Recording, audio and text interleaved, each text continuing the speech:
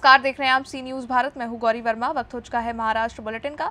महाराष्ट्र के इस bulletin में बात होगी महाराष्ट्र की खास खबरों पर। बताएंगे कैसे भंडारा में भ्रष्टाचार विरोधी ब्यूरो की बड़ी कार्रवाई आई सामने। बात होगी आगे जालना की। यहाँ मतदान के 4 दिन शेष रहते महाराष्ट्र के जालना से एक चौंकाने वाली घटना सामने आई। बताएंगे कैसे कल्याण में पीएम नरेंद्र मोदी की 15 मई को कल्याण में जनसभा की तैयारियां हुई पूरी। इन तमाम खबरों पर चलिए विस्तार से कर लेते हैं चर्चा। खबर भंडारा से है। यहाँ एसीबी ने बड़ी कार्यवाही की। मोहाड़ी रोहा के तलाटी ने अवैध रूप से रेत परिवहन करने वाले ट्रैक्टर को बिना कार्यवाही करे बिना ट्रैक्टर मालिक से 25,000 रुपए की मांग की थी। घटना 11 मार्च की थी। तलाटी वैभव जाधव ने, जो कि रोहा गांव तक मोहाड़ी में तलाटी हैं, रिश्वतखोर जाधव ने शिकायतकर्ता का ट्रैक्टर अवैध रूप से परिवहन करते हुए पकड़ा था। वहीं कोई भी कार्यवाही करे बिना शिकायतकर्ता से तलाटी जाधव ने रिश्वत की मांग की थी, पर शिकायतकर्ता के पास 25,000 रुपए नहीं होने के कारण दिया नहीं।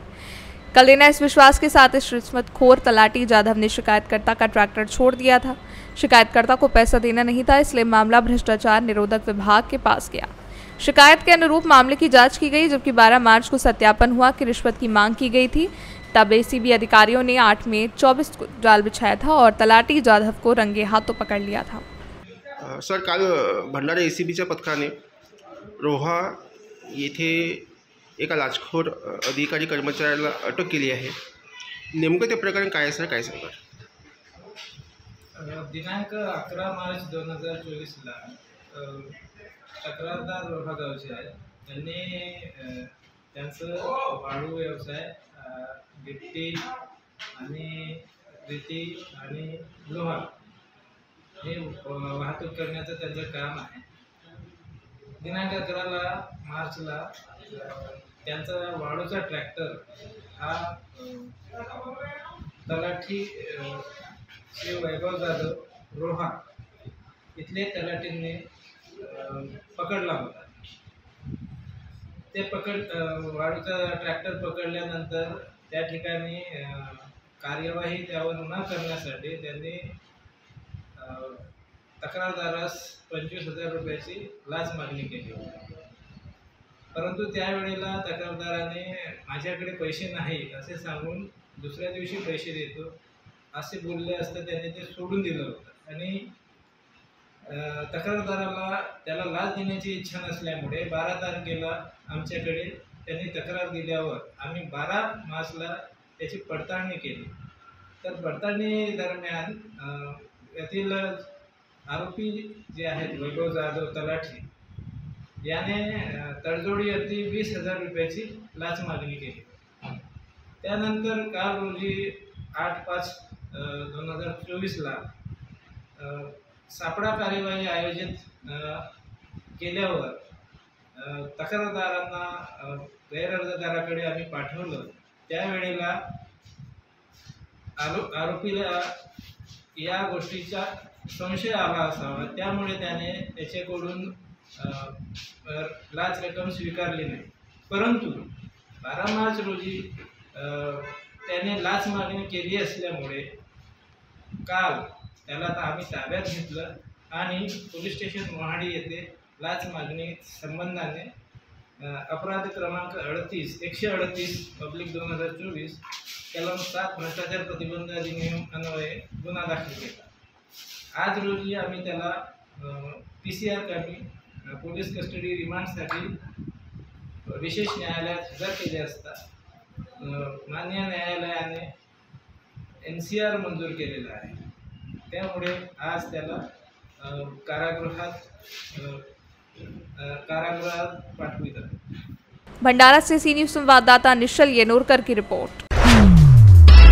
खबर जालना से है। जालना लोकसभा सीट पर 13 मई को मतदान होने वाला है और प्रशासन इसके लिए तैयारियों में जुटा है। इसी बीच जालना शहर में एक चौंकाने वाली घटना सामने आई है। जालना शहर के मुख्य बस्ती के नूतन वसाहत क्षेत्र के कूड़ेदान में 50 से 60 वोटिंग कार्ड लावारिस पाए गए और इसकी वजह राजनीतिक गलियारों में सनसनी फैल गई है। स्थानीय नागरिकों ने पुलिस और चुनाव अधिकारियों और साथ ही जिला कलेक्टर को इसकी सूचना दी है। लोकसभा चुनाव में वोटिंग के लिए महज 4 दिन बाकी हैं। कचरे के कूड़ेदान में वोटिंग कार्ड मिलने से नागरिकों में थाने में शिकायत दर्ज कराई है। प्रारंभिक जानकारी यह है कि उक्त वोटिंग कार्ड जालना शहर के नूतन वसाहत इलाके के नागरिकों के हैं। मामले में जिला निर्वाचन अधिकारी और कलेक्टर श्री कृष्ण पांचाल से बात की गई। उन्होंने कहा कि मामले की गहनता से जांच कर कार्रवाई की जाएगी। आज जालना जिल्ह्यामध्ये जालना शहरामध्ये 50 कार्ड सापडले, तर ते सर्व 2008-2009 या काळामधले आहेत. जुने जे वोटर कार्ड होते तर ते कुठेतरी एका ठिकाणी 50 ते 60 असतील आणि ते रात्रीमध्ये अज्ञात व्यक्तींनी नूतन वसाहत या कॉलनीमध्ये तिथे एका जागेवरती ते दिसली. ती माहिती मिळताच उपविभागीय अधिकारी जालना यांनी ते मतदान कार्ड स्वतःकडे ठेवलेले आहे आणि त्याचा तपास सुरू आहे. त्याच व्यक्तींकडे नवीन जे आता इलेक्शन कमिशनचे इपिक कार्ड ज्याला म्हणतो आपण, इलेक्टोरल फोटो आयडेंटिटी कार्ड, तर ते नवीन जे कार्ड आहेत तर ते आहेत का त्याचाही तपास सुरू आहे. कोणत्या व्यक्तीने हे जाणीवपूर्वक टाकलेले आहेत का, कुठून व्यक्तीने हे जाणीवपूर्वक टाकलेले आहेत का, कुठून हे एका ठिकाणी, तर या पद्धतीचा सर्व तपास सध्या सुरू आहे आणि नियमानुसार लवकरच त्याच्यामध्ये कार्रवाई त्याची. जालना महाराष्ट्र से सी न्यूज़ संवाददाता शब्बीर पठान की रिपोर्ट। भिवंडी लोकसभा क्षेत्र में महायुति के उम्मीदवार कपिल पाटिल के प्रचार के लिए आयोजित एक रैली में विधायक विश्वनाथ भोयर ने कल्याण अंबिवाली निर्वाचन क्षेत्र के नागरिकों से कपिल पाटिल को भारी बहुमत से लाने की अपील की, ताकि केंद्र की मदद के लिए कार्यों राज्य सरकार द्वारा किए गए विकास कार्यों के बल पर पीएम मोदी के हाथों को एक बार फिर से मजबूत किया जा सके और पंत प्रधान बनाया जा सके। इसके साथ ही उबूठा गुट के सांसद प्रियंका चतुर्वेदी ने सांसद श्रीकांत शिंदे की आलोचना की और कहा कि मेरा बाप गद्दार है, ऐसे श्रीकांत शिंदे के माथे पर लिखा है, जिस पर विश्वनाथ भोयर ने प्रियंका चतुर्वेदी को आड़े हाथों लिया। मौके पर विधायक विश्वनाथ भोयर, कल्याण शहर प्रमुख रवि पाटिल, पूर्व नगर सेवक मयूर पाटिल, अंबिवली प्रभाग प्रमुख अंकुश जोगदंड और महायुति के सभी पदाधिकारी, कार्यकर्ता, स्थानीय नागरिक बड़ी संख्या में मौजूद रहे। भिवंडी लोकसभेतील उमेदवार जे महायुतीचे उमेदवार आहेत कपिल पाटील यांचा पूर्ण कल्याणमध्ये शिवसेना पक्षाच्या वतीने सर्वच पक्ष प्रचार करत आहेत, एकत्रपणे प्रचार करत आहेत। परंतु तुम्ही लोकांनी बघितलं असेल आता तर प्रत्येक ठिकाणी शिवसेनेच्या पक्षाने याच्यामध्ये आघाडी घेतलेली आहे। सर्व लोकांना आम्ही नम्र आवाहन करतो की आपण कपिल पाटलांना मतदान करा। कपिल पाटलांना मत म्हणजे मोदींना मत म्हणजे विकासाला मत। एक यशस्वी पंतप्रधान आपल्याला पुन्हा त्या देशाच्या पंतप्रधानपदी बसवायचं आहे। त्यामुळे आपलं सर्वांचं कर्तव्य आहे कल्याणमधील लोकांचं की आपण कपिल पाटील यांच्या पारड्यामध्ये मोठ्या प्रमाणात मतदान करून आपल्यातर्फे हा भिवंडी महायुतीचा जो उमेदवार आहे कपिल पाटील यांना मोठ्या संख्येने निवडून आणण्यासाठी आणि त्यासाठी आम्ही सर्व लोक सर्व कार्यकर्ते प्रचार करत आहोत। डोर टू डोर आम्ही प्रचार करत आहोत, लोकांना कन्व्हिन्स करत आहेत, लोकांना त्यांनी केलेलं कामाचं माहिती देत आहोत आणि त्यांना जास्तीत जास्त मतदान कसं करावं याच्याबद्दलसुद्धा माहिती आम्ही देत आहोत। त्यामुळे ह्या पद्धतीने प्रचाराचा धुराळा आज मला वाटतं कल्याणमध्ये प्रत्येक वार्डात चालू आहे।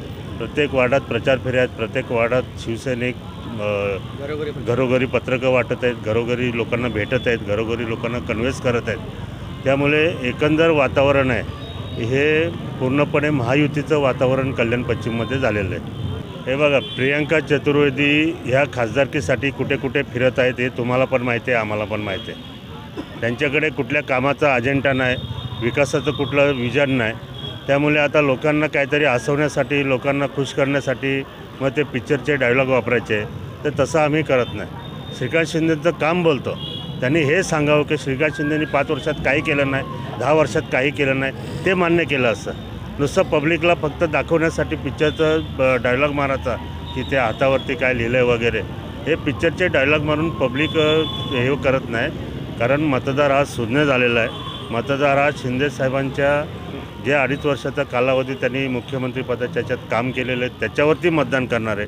श्रीकांत शिंदेसाहेब यांनी कल्याण लोकसभेमध्ये जे काम केलेलं आहे या 10 वर्षात ते बघून ते मतदान करणार आहेत। त्याची प्रियंका चतुर्वेदी त्यांना कितीही बोलू दे, माझा त्यांना एक सल्ला आहे आपल्यामार्फत की जिसका घर शीशे का होते व दुसरे घर पे पत्थर नहीं मारते। तुम्ही पण पक्ष बदलून आलेला तिकडून, मग तुम्ही पण त्याच पद्धतीच्या गद्दार आहेत ना। त्यामुळे तुम्ही बोलू नका, कारण स्वतः जो माणूस हे करतो त्यांनी दुसऱ्याच्यावर बोलायचा त्याला काहीही अधिकार नसतो। त्यामुळे त्यांचं वक्तव्य ना पब्लिक गांभीर्याने घेणार ना आम्ही गांभीर्याने घेणार। ठीक आहे, ते डायलॉग मारण्यातच त्यांची मजा आहे, त्यांना करू देते। का कसं ते याचं बरंचसं विश्लेषण असं आहे की जो उष्णतेचा पारा हा एकदम वाढत चाललेला आहे, त्यामुळे मतदार थोडा कंटाळा करत आहेत मतदानासाठी जाण्यासाठी। पण मी त्या लोकांना सर्वांना विनंती करेन की सकाळची वेळ आहे, संध्याकाळची वेळ आहे, आपण मतदान जरूर करा. आपलं एक एक मतदान अनमोल असतं. त्या मतदान ज्या उमेदवाराच्या पारड्यात पडतं त्या उमेदवाराचा विजय होत असतो. त्यामुळे कोणीही मी लोकांना विनंती करेन सर्व कल्याण पश्चिममधल्या की आपण कोणीही घरात राहू नका, मतदान करा, कुठेही बाहेर जाऊ नका. मतदान केल्यानंतर आपलं काय प्लॅनिंग असेल सुट्टीचं वगैरे ते करा, उन्हाळ्याचं असेल ते करा, परंतु मतदान हे करा. हा तो आपला हक्क आहे, अधिकार आहे आणि तो अधिकार आपण घालवू नका. मतदान जरूर करा असं आवाहन त्यांना करेन. कल्याण से सी न्यूज़ संवाददाता दीपक मोरे की रिपोर्ट।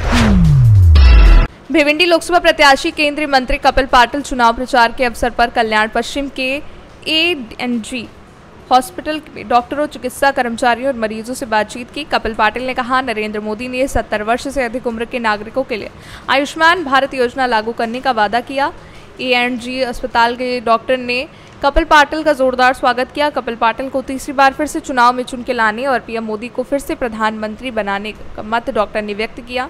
मौके पर भाजपा के पूर्व विधायक नरेंद्र पवार, कल्याण जिला अध्यक्ष वरुण पाटिल, कल्याण शहर अध्यक्ष प्रेमनाथ महत्रे के साथ डॉक्टर अमित गर्ग, PS पांडे, संजय पावसे और अन्य गणमान्य मौजूद थे। बहुत बहुत धन्यवाद कपिल पाटिल साहब को। जय श्री राम। ये चूँकि ANG हॉस्पिटल है जिसके ऊपर पाटिल साहब का बरसों से स्नेह बना हुआ है, सहयोग है। हमारे डॉक्टर अमित गर्ग साहब के नेतृत्व में ये बहुत बड़ा कार्डियक का सेंटर चलता है।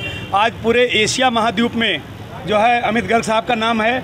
आज इस प्रांगण में कपिल पाटिल साहब आए जो तीसरी बार सांसद होने जा रहे हैं और इसके पहले जब मिनिस्टर हुए थे तभी हमारे बीच में साहब आए थे।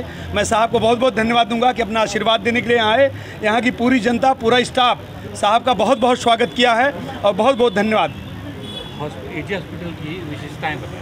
ANG हॉस्पिटल कल्याण में एक ऐसा सेंटर है जहाँ पे कार्डियक के मरीज़ यानी बाईपास सर्जरी के, एंजियोग्राफी के, एंजियोप्लास्टी के, हार्ट के मरीज 24 घंटा उनके लिए यहाँ पे सुविधा उपलब्ध है। जहाँ पे 24 घंटा बैकअप जो है अमित गर्ग साहब का रहता है। बहुत अच्छा स्टाफ है। लगभग हर शनिवार को हम लोग गरीब जनता के लिए, गरीब पब्लिक के लिए फ्री मेडिकल कैंप रखते हैं। उनका ECG करते हैं, 2D इको करते हैं और उनको सेवाएं देते हैं। चूँकि कपिल पाटिल फाउंडेशन से बहुत सारा सहयोग हम लोगों को मिलता है, इसलिए जो गरीब पब्लिक होती है उस फाउंडेशन के माध्यम से हम उनकी सेवा कर पाते हैं। सर, कितने बेड का हॉस्पिटल है ये? 50 बेड का अस्पताल है ये ANG हॉस्पिटल, जो पिछले कई सालों से बड़े स्मूथ रूप से चल रहा है और आज भी लगभग 24 घंटा यहाँ पे कार्डियक की इमरजेंसी सर्विस चालू रहती है। यहाँ पे एम्बुलेंस, मेडिकल स्टाफ, कंसल्टेंट, सभी तरह की मल्टी स्पेशलिटी हॉस्पिटल है। ज़्यादा फोकस हमारा कार्डियक के ऊपर है। और इस बार तीसरी टर्म में भी उनकी विजय हो और आगे से आगे मोदी जी का वो हाथ बटाए और इस बार का जो नारा है 400 के पार वो पूरा हो। और उनका यहाँ पे आना, अपने ANG हॉस्पिटल को ब्लेसिंग देना, ये हमको बहुत ही जो है प्रेरणादायक लगता है और हमका उनका आगे भी हमारे ऊपर स्नेह और बना रहे, ये हम अपेक्षा करते हैं। कल्याण से सी न्यूज़ संवाददाता दीपक मोरे की रिपोर्ट। प्रधानमंत्री नरेंद्र मोदी के एक दिन के जनसभा के लिए कल्याण शहर को स्मार्ट सिटी दिखाने की कोशिश भाजपा की ओर से की गई। देश के PM नरेंद्र मोदी 15 मई को कल्याण पश्चिम के वेटकर्स मैदान में जनसभा करेंगे। ये सभा कल्याण और भिवंडी लोकसभा के लिए होनी है। जनसभा की तैयारियों के लिए महायुति के पदाधिकारी कार्यकर्ताओं ने तैयारी शुरू कर दी है। मोदी जी की सभा में अधिक से अधिक संख्या में कार्यकर्ता, नागरिक आ सके, इसके लिए महागठबंधन के सभी दलों ने तैयारी शुरू कर दी है। पिछले 5-6 दिनों से बाबगांव हेलीपैड ग्राउंड से वटेकर्स मैदान, गांधारी, निक्की नगर रोड पर लगातार पेड़ों और सड़कों पर पानी डालना, डिवाइडर की पेंटिंग, सड़क पर वर्षों से जमा मिट्टी को हटाना, सड़क और गड्ढों को भरने का काम तेजी से चल रहा है। सभी चीजें देखकर नागरिकों में काफी नाराजगी दिखाई दी। नागरिकों का कहना है कि पिछले 5 वर्षों से सरकार ने यहाँ पर कोई भी विकास कार्य का ध्यान नहीं दिया था। आज एक दिन के सभी के लिए प्रशासन और सांसद कल्याण को स्मार्ट सिटी दिखाने की होड़ में लगे हैं। मी प्रेमा अभिमन्यू कारभारी, मी हाऊसवाईफ आहे। आपल्या कल्याण नगरीत पंतप्रधान नरेंद्र मोदीजी येत आहेत, ते मला खूप अभिमान आहे त्यांचा। त्यांनी ज्या योजना आखल्यात त्या सामान्य महिलांपर्यंत पोहोचतच नाही आहेत आणि मोदीजींनी दरवर्षी इकडे यावं आपल्या या कल्याण नगरीत, जेणेकरून आपले रस्ते, साफसफाई याची तरतूद चांगली होईल। आता काय बोलणार त्याच्यावर मी? त्यांनी अगोदर लक्ष घालायला पाहिजे ना। मोदीजी येतात म्हणून ही कामं चालू आहेत वेगाने, नाहीतर कोणी लक्ष देत नाही इकडे. फक्त प्रचाराच्या वेळेस येणार, आम्हाला वोटिंग करा बस, बाकी काही योजना काहीच नाही तिकडे. सांगू सगळ्यां पहिले जय श्रीराम सगळ्यांना. एवढे दिवस झाले, लास्ट टाईम जेव्हा रोड बनला होता ना तेव्हा नरेंद्र मोदी आले तेव्हाच रोड बनला होता. आणि आता तो ब्रिज खोदून ठेवला होता, एवढा 3-4 महिने ब्रिज खोदून ठेवला होता. नरेंद्र मोदी येणार जशी खबर लागली तसं रातोरात ब्रिज बनवले, सगळं रस्ते बनवले. ते तिकडं आता काम चालू, तुम्हाला दिसतच असेल. तिथं तर काहीच नव्हता, दुनियाचं खड्डं, तिथं ट्रॅफिक होत होते, ॲक्सिडेंट व्हायची तिथं शक्यता जास्तच आहे तिथं. तो रोड आता बनवायला घेतले, हे रंगरंगोटी आता चालू करायला घेतले. म्हणजे आता नरेंद्र मोदीजी येणारच ना, म्हणून हे मस्त नवीन सजवायला घेतलेली. हे इकडं बघा, या आम्ही मस्त सजवलेला होता, फुटपाथवरचे पत्रा काढलेले आहेत, हे सगळं बसवलं होता. ते फक्त या रोडवरतीच काढायला घेतल्यान. जर तुम्ही यो मेन रोड सोडला ना, याच्या साईडला जर दुसऱ्या रोडवर गेलं ना तर तुम्हाला स्मार्ट सिटी म्हणजे कल्याण एवढी थरकला स्मार्ट सिटी तुम्ही बघली असेल, काय बोलाल तुम्ही, अशी स्मार्ट सिटी कुठंच नाही बघली मी. फक्त आता नरेंद्र मोदीजी येणारच म्हणून इथं रंगरंगोटी चालू आहे. दुसरा मुद्दा तो निक्कीनगरमध्ये इथून जरा पुढे गेला का एक चौक लागतं, तिथं कॉन्क्रिटीकरणचा रोडचा काम थांबला होता. 3-4 महिन्यापासून रोडचा काम थांबला होता. तो तर कधी पुरा होणार नाही म्हणा असा मला वाटला होता. पण नरेंद्र मोदीजी येणारच बोलले तर रातोरात तो काम पूर्ण झालेला आहे. आणि ही जी डिवायडरला झाडं लावलेत ना, ही हिरव्या कलरची ते दिसतच नव्हती, यांना पाणी म्हणून कोणी देत नव्हता. सगळ्या गोष्टी येतात स्मार्ट सिटीसाठी. पण कल्याण डोंबिवलीचे जे कर्मचारी आहेत, साहेब लोक असतील ना, XYZ, ते घंटा काय काम करीत नाही, नुसता खायचं काम करतात, दुसरा काहीच करीत नाही. आता मोदीजी येणारच म्हणून नुसतं टँकर रस्त्याला पाणी मारतात, रस्ता धुवायला घेतले. स्वतः आंघोळ नाही करणार पण रोड धुतील आता 15 तारखेपर्यंत. एकदा येऊन गेलं तर कोणी कुत्रा वागणार नाही, रोड जसंच तसं परत, असा विषय. कल्याण से सी न्यूज़ संवाददाता दीपक मोरे की रिपोर्ट। फिलहाल के लिए महाराष्ट्र बुलेटिन में बस इतना ही। देश दुनिया की बड़ी खबरों के लिए देखते रहिए आप सी न्यूज़ भारत।